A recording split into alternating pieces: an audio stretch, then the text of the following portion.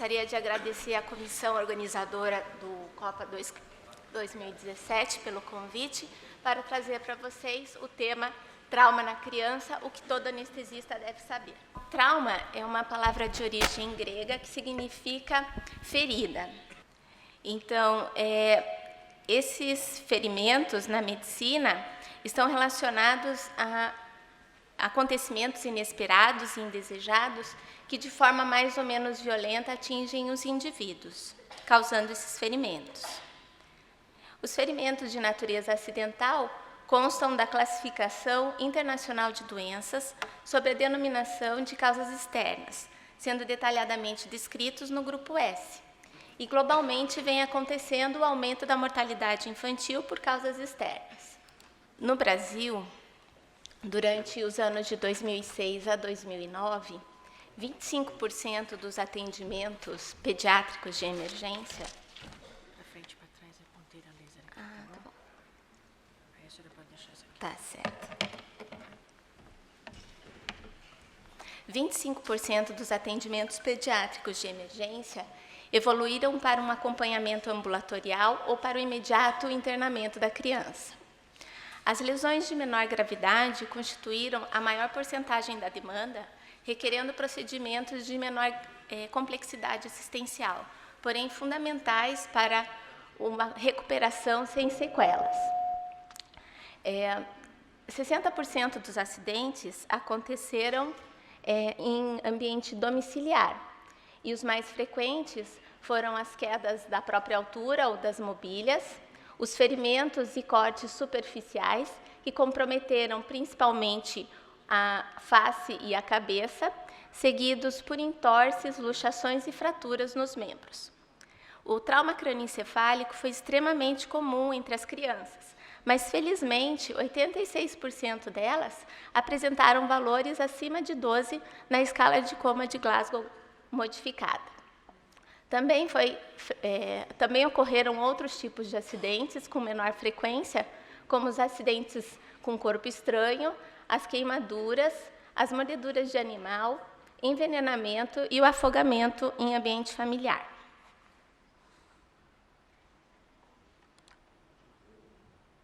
Em 2009, a Organização Mundial da Saúde apontou o trânsito como um cenário inseguro para as crianças.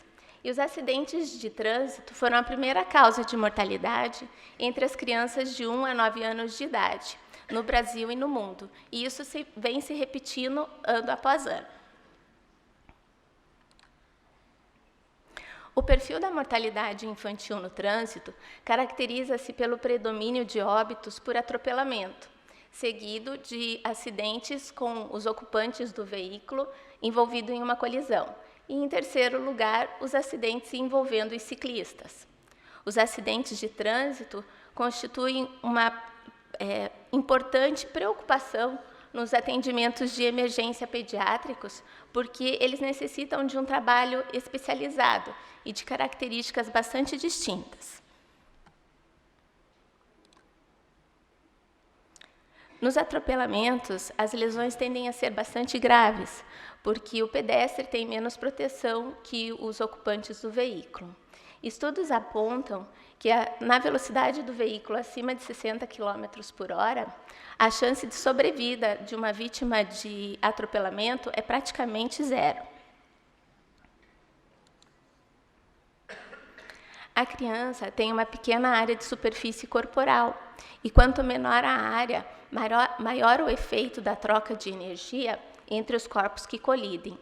No impacto, a energia produzida pela velocidade do carro, gerada pelo contato entre o paralama, o para-choque e a queda da criança no solo, é transferida com mais força quanto maior a velocidade do veículo. Além da velocidade, ainda nos importa saber qual o tamanho e o tipo do veículo. Então, toda a energia do impacto é transferida para um corpo pequeno da criança, que tem menos gordura, menos tecido conjuntivo de sustentação e maior proximidade entre os órgãos. Isso explica a alta frequência de múltiplas lesões na criança que sofre um acidente no trânsito. No atropelamento, em particular, o impacto ocorre sobre o tórax e o fêmur da criança, lançando-a contra o solo, sendo característico o trauma crânioencefálico, mais propenso à hipertensão intracraniana, devido à hiperemia e o edema difusos. As crianças têm costelas bastante flexíveis, menos propensas a fraturas. Assim, a energia do impacto é transferida para as estruturas intratorácicas, que sofrem deformação muito além da sua capacidade fisiológica. Portanto, no trauma de tórax, é comum acontecer a contusão pulmonar, mesmo sem as fraturas de costelas. O pulmão lesionado sofre shunt e é comum observarmos hipoxemia. A gravidade do trauma crânioencefálico e da contusão pulmonar podem levar à necessidade de oxigenoterapia, que muitas vezes precisa de alta concentração, e possivelmente a ventilação mecânica. O pneumotórax e o hemotórax também podem existir. Quando diagnosticados, deve ser levado à drenagem do tórax em selo d'água. No caso do pneumotórax hipertensivo, a descompressão pleural por punção com agulha precede a drenagem do tórax em selo d'água. As lesões aqui não aparecem por causa dessa barra aqui que eu não consegui tirar, mas as lesões do coração e o tamponamento cardíaco são raras nas crianças, mas podem acontecer se a colisão envolve alta energia. Então, na contusão miocárdica, pode-se desenvolver uma disfunção ventricular que é diagnosticável na ecocardiografia. O eletrocardiograma geralmente é normal. E o tamponamento cardíaco faz desenvolver uma hipotensão abrupta, sendo a indução da anestesia geral muito perigosa. Então, solicitamos ao cirurgião que faça a drenagem do tamponamento com anestesia local. Em relação às colisões, além da velocidade, a desaceleração instantânea do veículo participa para aumentar o número e a gravidade das lesões. Quando observamos a equação de cálculo da energia cinética, a metade da massa é multiplicada pela velocidade ao quadrado. Assim, podemos afirmar que a diferença de massa entre os ocupantes do veículo tem pequena influência na gravidade das lesões, desde que os ocupantes estejam usando o dispositivo de retenção adequado. Na velocidade de 60... Vou usar esse aqui que eu já conheço. Na velocidade de 60 km por hora, o veículo desenvolve uma energia cinética aumentada exponencialmente, que se correlaciona com 100% de chance de causar ferimentos graves em uma colisão. E destacamos que o uso do dispositivo de retenção infantil pode aumentar essa zona de proteção efetiva.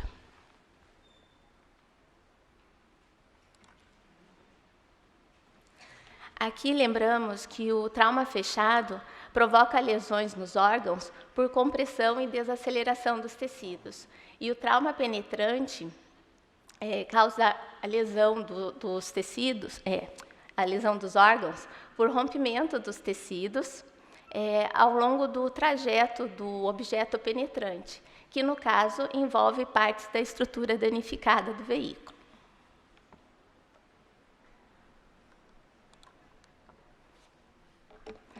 Lembramos que o lugar da criança no veículo é sempre no banco de trás e que os dispositivos de retenção infantil, adequados para cada faixa de peso corporal, conseguem diminuir o risco de morte em 70% e o risco de internamento após a colisão em 80%. O uso correto do dispositivo de retenção infantil ajuda na distribuição da energia do impacto para áreas mais resistentes do corpo, como a clavícula, o peito e o quadril. Mesmo o uso correto do dispositivo, quando o veículo desenvolve alta velocidade, o cinto de segurança e as alças de segurança podem comprimir os tecidos e levar a uma lesão bem característica, que é a fratura de clavícula. Temos problemas no transporte dos lactentes. O mais importante deles é que os lactentes são levados no colo dos adultos. Neste caso, mesmo uma colisão em baixa velocidade faz com que o adulto se projete sobre a criança e tenha o risco de esmagá-la. Ainda há o risco de arremessá-la contra estruturas internas do carro ou para fora do mesmo. Outro erro frequente é colocar o bebê no bebê conforto, mas fixá-lo no banco dianteiro e ainda esquecer de levar para desativar o airbag.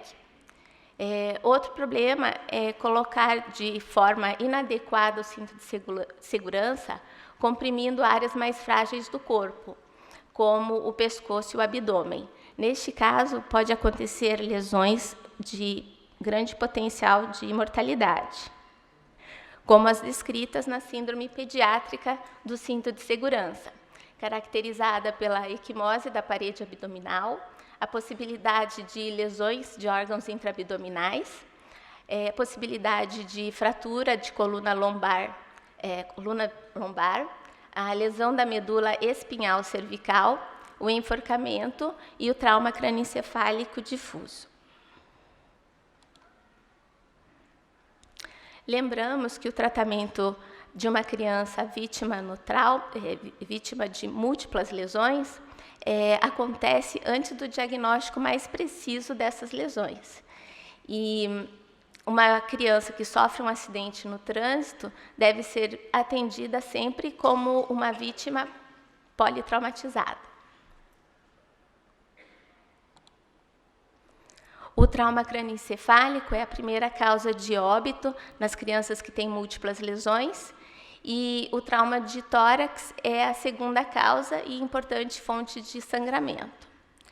No atendimento ao trauma e à reanimação da criança, há o respeito com relação às suas peculiaridades na anatomia das vias aéreas, o manuseio dos equipamentos pediátricos, a sua capacidade peculiar de responder ao choque hemorrágico, sua limitação quanto à termorregulação e a avaliação neurológica adaptada à faixa etária.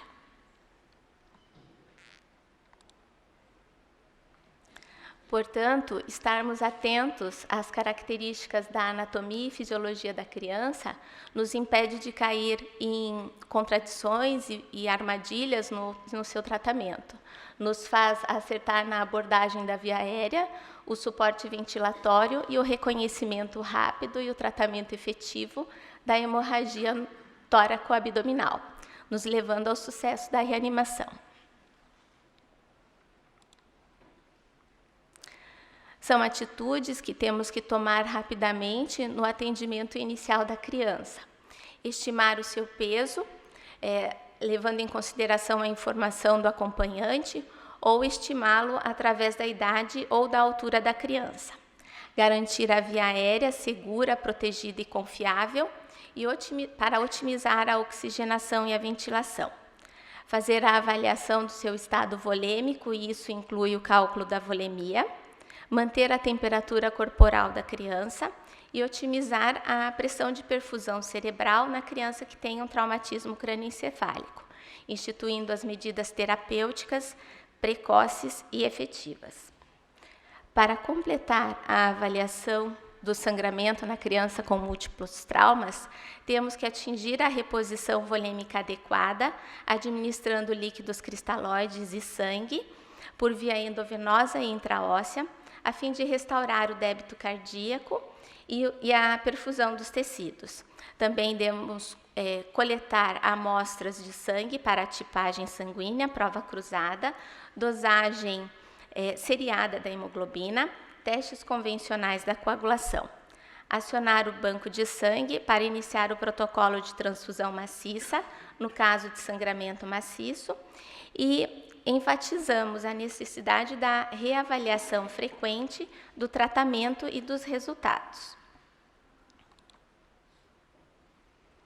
Mas como aplicamos os princípios do ATLS e do PAUS no atendimento inicial deste menino que sofreu um acidente no trânsito?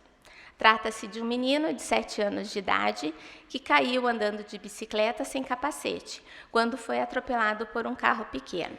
A chegada não respondia a estímulos, com respiração rápida, extremidades pálidas, frias e sudoreicas. Seus sinais vitais mostravam taquicardia com frequência de 144 batimentos por minuto, taquipneia com 38 incursões por minuto e a pressão arterial era normal para a idade, 95 por 65 milímetros de Hg. Na avaliação neurológica, a escala de coma de Glasgow recebeu uma nota bastante baixa e preocupante de 5, e as pupilas estavam isocóricas e normais. Vamos ver como o trabalho em equipe deste grupo de anestesistas resolverá o caso?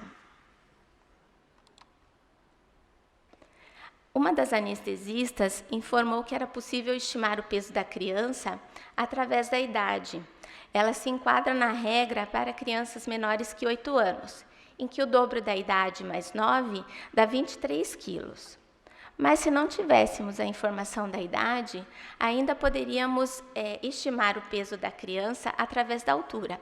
Para isso, usaríamos a cinta de Broselow ou uma fita métrica comum associada a um aplicativo de celular, como, por exemplo, o PadHelp. A cinta de Broselow agrupa um conjunto de cartões que, unidos em uma sequência específica, formam uma espécie de régua. De um lado da régua, agrupa as drogas e doses da reanimação com base no peso da criança. Do outro lado da régua, agrupa informações sobre os equipamentos necessários à reanimação com base na altura. Os anestesistas usaram esta ferramenta e completaram as informações da criança, que tinha um comprimento de 120 centímetros, 24 quilos, indicaram o tubo endotraqueal com cuff, sempre com cuff para vítimas politraumatizadas. Para essa criança era o número 5. Possivelmente esse tubo ficaria fixo no lábio da criança na altura de 15,5 centímetros. Estimaram a volemia em 1.680 ml e, quando a colocassem no ventilador, preparariam esse ventilador com uma frequência respiratória de 18 a 30 incursões por minuto e volume corrente de 144 ml, que segue as orientações de ventilação protetora.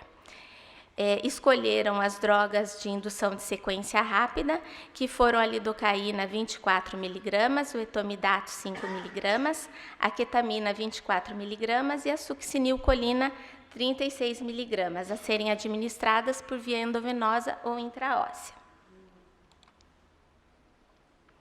Os anestesistas deixaram ainda disponíveis outros 2 tubos endotraqueais com CAF, o 4,5 e o 5,5, portanto, meio milímetro acima e abaixo do tamanho ideal escolhido. Eles estavam atentos para que, antes do acesso mecânico à via aérea da criança, descartassem a possibilidade de corpo estranho na boca e nas narinas e fizeram a pré-oxigenação. Usaram a técnica de intubação orotraqueal, sempre a técnica é esta, que inclui a laringoscopia direta, a indução de sequência rápida, o jaw thrust, a imobilização em alinhamento neutro da coluna cervical e o proclive. Eles estavam atentos para conferir a intubação antes de fixar o tubo, pois eles sabem que o deslocamento, a obstrução do tubo, o pneumotórax e a falha nos equipamentos de ventilação são as principais causas para a piora da criança intubada. Não se aplica a manobra de Selick na criança politraumatizada, nem se usa a cânula de Guedel. Os anestesistas diagnosticaram rapidamente o choque hemorrágico nesse paciente hipotético, quando observaram a frequência cardíaca acima de 100 batimentos por minuto, a taquipneia e os sinais de hipoperfusão nas extremidades, mesmo na presença de pressão arterial normal, pois eles sabem que o sistema cardiovascular da criança é capaz de compensar um sangramento agudo até que haja uma perda de 30% do volume sanguíneo circulante. E, neste caso, esses 30% correspondem a 500 ml de sangramento inicial. Eles checaram se outros equipamentos estavam presentes na sala de atendimento, como a sonda orogástrica, o dreno de tórax, a sonda vesical de demora, aspirador e sondas de sucção, a pinça de Maguil pediátrica, o buge, o METS e o fio-guia, o cufômetro, a manta térmica, o Level 1 e o Hotline, e os monitores de sinais vitais básicos pediátricos. O posicionamento ideal da máscara facial deve cobrir o nariz e o queixo, sem permitir o vazamento de ar pelas laterais e sem fazer a compressão dos olhos. Eles colocaram a criança em proclive e usaram a manobra de estabilização da coluna cervical sem tracioná-la, apenas impedindo que ocorresse o movimento lateral da cabeça durante a intubação. No tratamento do choque hipovolêmico da criança, não há espaço para usar o conceito da hipotensão permissiva. Os anestesistas consideraram que a criança apresentava um sangramento contínuo num foco ainda não identificado, portanto, indicaram passar rapidamente 240 ml de Ringer lactato aquecido. Isto corresponde a mais ou menos 10 ml por quilo e é 50% do sangramento inicial estimado, de 500 ml. Ativaram um protocolo de transfusão maciça para iniciar a transfusão de 20 ml por quilo de concentrado de hemácia, O negativo aquecido, que correspondeu a 480 ml.